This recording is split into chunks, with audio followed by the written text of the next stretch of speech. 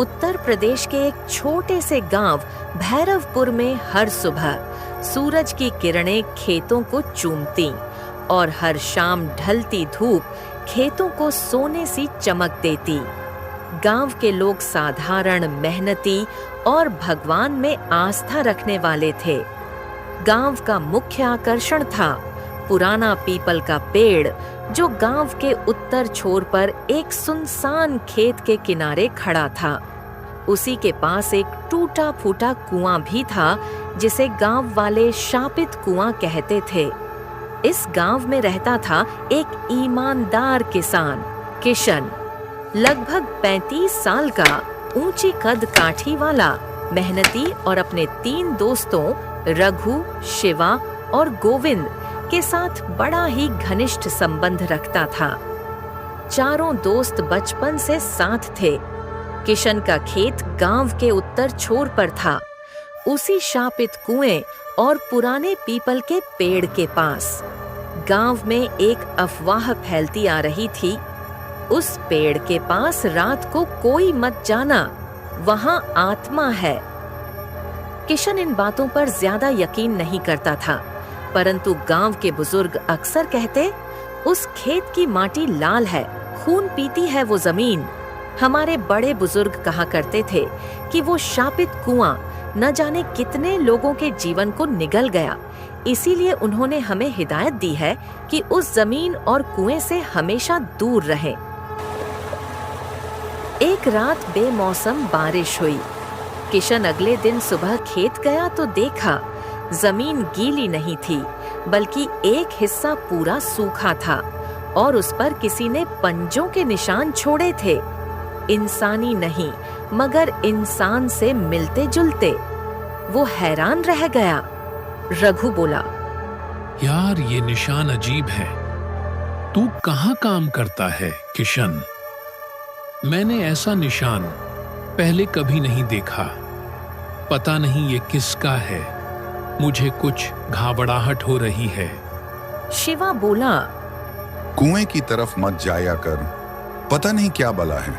बहुत अजीब सा निशान है, देखने में तो डरावना लग रहा है। चलो किसी और को दिखाते हैं, शायद वो बता सके कि ये क्या है। कहीं किसी भूत का तो नहीं है। किशन ने हंसते हुए कहा, तुम लोग भी किस जमाने की बातें करते हो? भूत वूत कुछ नहीं होता, शायद किसी जानवर का होगा। तुम दोनों तो हर बात को भूत से ही जोड़ देते हो। अब ये आधुनिक जमाना आ चुका है, तुम पुराने ही ख्यालों में जी रहे हो। लेकिन उसी रात किशन की गायों ने अजीब बर्ताव किया। वो रंभा रही थीं, खूंटे से खुद को छुड़ाने की कोशिश कर रही थीं। एक गाय की आंख से खून निकल रहा था। गोविंद, जो पशुओं का इलाज करता था, उसे बुलाया गया। गोविंद ने जांच की और बोला, किसी डर से आंख फटी है, ऐसा मैंने पहली बार देखा है। मैंने दवाएं दे दी हैं, ठीक हो जाएगी। सही समय पर दवाएं देते रहना। खाने में इसे हरा चारा ही देना, भूसा मत देना। कुछ दिनों बाद किशन के घर की सफाई करते समय उसकी बीवी सीमा को एक पुराना संदूक मिला। उसमें एक डायरी थी, पीली पड़ चुकी, धूल से भरी। डायरी पर नाम लिखा था बाबा भीखन। वो गांव के सबसे पुराने पुजारी थे, जो सालों पहले अचानक गायब हो गए थे। आज तक उनका कोई सुराग नहीं लगा था। ढूंढने की बहुत कोशिश करने के बाद भी नाकामी हाथ लगी। फिर गांव वालों ने ढूंढना ही बंद कर दिया। किशन ने उस डायरी को पढ़ना शुरू किया, जिसमें लिखा था 17 अक्टूबर 1954। मैंने देखा खेत की जमीन सांस ले रही है। शायद यहाँ कोई दफन हो, जैसे कोई अंदर से खींच रहा हो। रात को कुएं से औरत की चीख सुनाई दी। वो आवाज इंसानी नहीं थी, ऐसा महसूस हो रहा था जैसे किसी अजीब प्राणी की आवाज हो। उस आवाज को सुनकर मैं इतना डर गया मानो मेरी आत्मा शरीर से निकल गई हो। 23 अक्टूबर 1954 गांव के 3 बच्चे खो गए। आखिरी बार उन्हें पुराने पीपल के पास देखा गया था। मैंने वहां पूजा करने की कोशिश की, पर मेरा त्रिशूल झुलस गया। वहां पर अजीब सी शक्ति महसूस हो रही थी। मेरे कान में साएं साएं की आवाजें आ रही थीं। मैंने पलट कर देखा तो मुझे कोई भी नजर नहीं आया। 31 अक्टूबर 1954 मैं आखिरी बार कोशिश कर रहा हूँ। अगर ये डायरी कोई पढ़ रहा है तो उस जमीन के पास न जाना। वहाँ कुछ जिंदा है पर इंसान नहीं। वो एक अदृश्य ताकत है जिसे देखना मुश्किल है, पर जब वो चाहती है नजर आती है, जो देखने में बहुत ही भयानक है। मेरी बात पर भरोसा करना, और अगर कोई उस जमीन की ओर गया तो शायद उसे अपने प्राणों से हाथ धोने पड़ सकते हैं। किशन ने सारी डायरी अपने दोस्तों को पढ़कर सुनाई। सबके रोंगटे खड़े हो गए। सभी के दिलों में दहशत बैठ गई। तीनों समझ गए कि दाल में कुछ काला नहीं, बल्कि पूरी दाल ही काली है। डरते डरते रघु बोला, तो मतलब वो कुआं, वो पीपल, सब कुछ सच है, और जितनी बातें हमारे बुजुर्गों ने हमें बताई है क्या, सभी सत्य हैं। शिवा ने गुस्से में कहा, अगर हमारे गांव पर कोई खतरा है तो हम चुप नहीं बैठ सकते। हम सभी दोस्त मिलकर उस मुसीबत का सामना करेंगे और उसका कोई न कोई निकाल कर रहेंगे। चारों ने कसम खाई, हम मिलकर पता करेंगे कि इस जमीन में क्या रहस्य है, और उस रहस्य के पीछे कौन सी बड़ी ताकत है, हम उसको देखकर ही दम लेंगे। अगली रात चांदनी साफ थी। चारों दोस्तों ने एक लालटेन, रस्सी और एक कैमरा लेकर खेत की तरफ रुख किया। जैसे ही वो कुएं के पास पहुंचे, अचानक हवा ठंडी हो गई।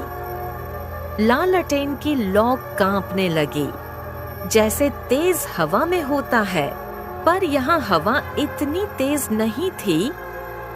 सभी के दिलों में कुछ खौफ का माहौल बन चुका। गोविंद नीचे झुका और देखा कुएं में कुछ हरकत हो रही है।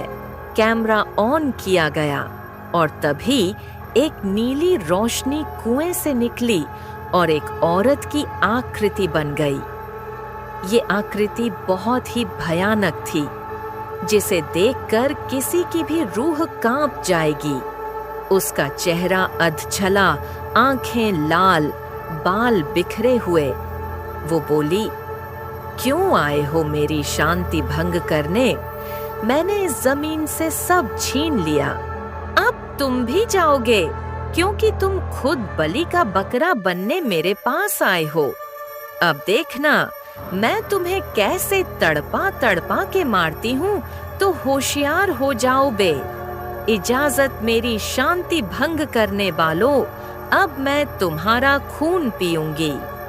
वो औरत कोई और नहीं बल्कि चंपा थी, एक विधवा औरत जो अंग्रेजों के जमाने में गांव में रही थी।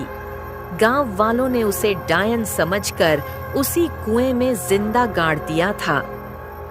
मरते समय उसने कसम खाई, इस जमीन की कोख अब कभी सच्चा फल नहीं देगी। जो भी यहाँ खेती करेगा उसकी बर्बादी होगी। किशन की आंखें फटी रह गईं।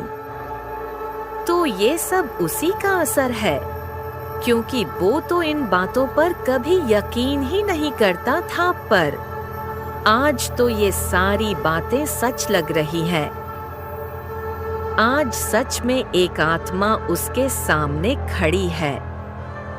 चंपा बोली, तुम लोग बचे हो, पर ज्यादा देर नहीं। एक बार फिर कोई बलि चाहिए, वरना ये खेत सबको निगल जाएगा। जल्दी करो, ज्यादा सोचा। बेचारी मत करो, कौन है वो इंसान जो खुद की बलि दे। तो मतलब वो कुआं, वो पीपल, सब कुछ सच है। और जितनी बातें हमारे बुजुर्गों ने हमें बताई है क्या, सभी सत्य हैं। कुछ ही दिनों में गांव में मौतों का सिलसिला शुरू हो गया। पहले गाय, फिर शिवा का छोटा भाई, फिर रघु की माँ।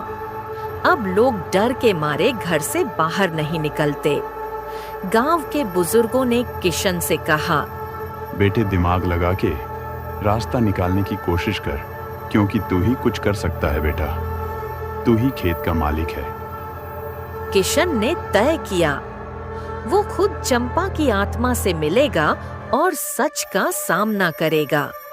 रात को अकेले खेत पहुंचा, हाथ में पूजा की थाली, माथे पर तिलक।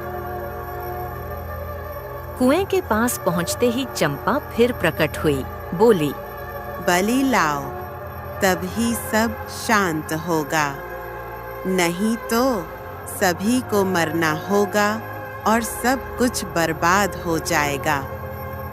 जल्दी करो। किशन ने पूछा, किसकी बलि चाहिए, किसी इंसान की या किसी जानवर की? चंपा हंसते हुए बोली, तुम्हारी बलि चाहिए। फिर वह आत्मा हवा में बदलकर उस पर झपट पड़ी। इसी बीच रघु, गोविंद और शिवा भी पीछे से आ पहुंचे। उन्होंने किशन को बचाने के लिए खुद को आगे कर दिया।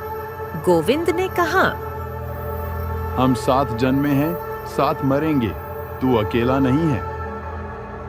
चारों ने मिलकर चंपा पर मिट्टी का तेल छिड़का। ये आग मुझे नहीं मार सकती, मैं श्रापित हूँ। तुम मेरा कुछ नहीं कर सकते, मैं जीवित रहूंगी। लेकिन तभी किशन ने बाबा भीखन की आखिरी लिखी पंक्तियां पढ़ीं। श्राप केवल बलिदान से नहीं, माफी से खत्म होता है। किशन ने चंपा की ओर देखा और कहा, अगर गांव ने तुझे मारा था तो मैं गांव की तरफ से माफी मांगता हूँ, तू मुक्त हो जा। एक पल को सब शांत हो गया। फिर चंपा की आत्मा रोते हुए गायब हो गई। कुआं अपने आप बंद हो गया। पीपल का पेड़ सूख गया। उस दिन के बाद गांव में फिर कभी कोई मौत नहीं हुई। खेत हरे भरे हो गए। गायों ने दूध देना शुरू किया। बच्चों की हंसी वापस आ गई। चारों दोस्त फिर से खेतों में मेहनत करने लगे। लेकिन उस कुएं के पास आज भी एक पत्थर रखा है, जिस पर लिखा है, जहां आत्मा को इज्जत मिले वहीं जमीन फलती है।